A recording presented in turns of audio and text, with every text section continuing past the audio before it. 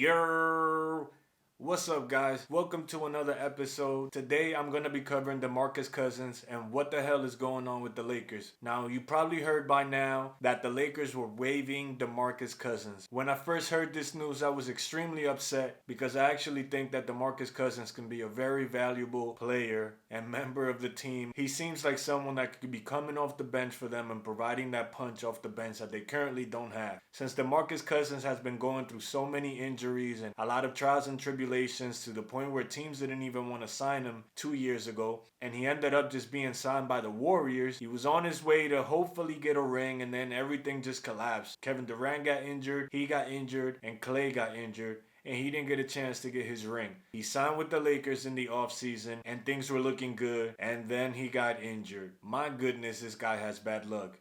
He seems to be going through right now the same thing that Derrick Rose did, where he's just going through injury after injury after injury. And we're seeing what Derrick Rose looks like right now. Yes, he's not prime MVP D Rose, but if you actually look at Derrick Rose's numbers per 36, he might actually be averaging better numbers than he did his MVP season.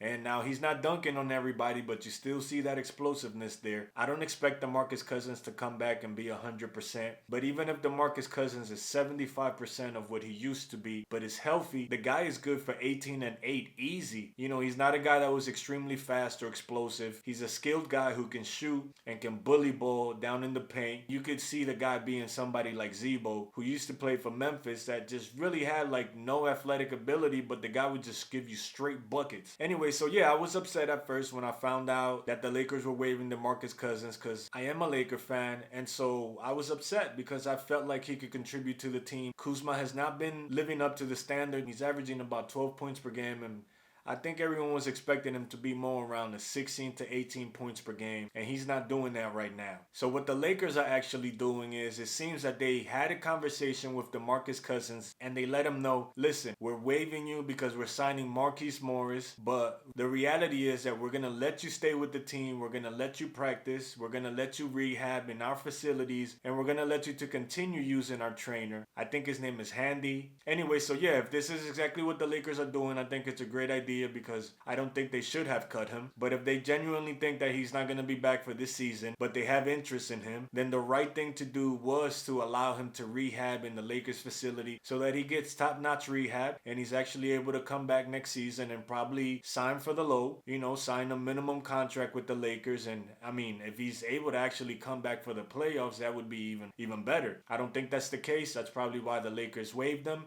They let him know ahead of time and they say, hey, look, we're going to let you continue to rehab, but we're going to sign Marquise Morris because we need him right now. And although we believe in you and we think that you can contribute to this team, there's no real way for you to rehab on time to actually contribute to this team this year. So let's just leave it off for next year. Now, some of the candidates that the Lakers have that they can also sign going forward are Lance Stevenson and Dion Waiters. Now, Dion Waiters is someone that actually played with LeBron briefly, I believe, before in Cleveland. But the guy's kind of a knucklehead, and I mean, you've seen that based on what is happening in Miami. He was let go. He was kind of a headache over there, even though he's a very talented player.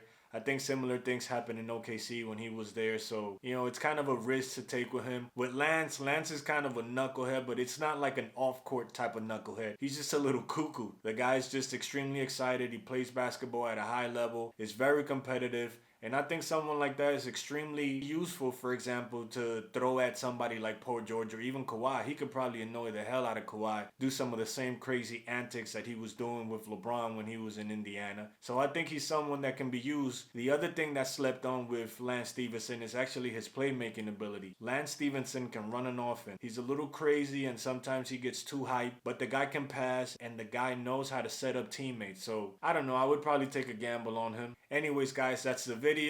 If this is your first time coming to the channel, please consider subscribing.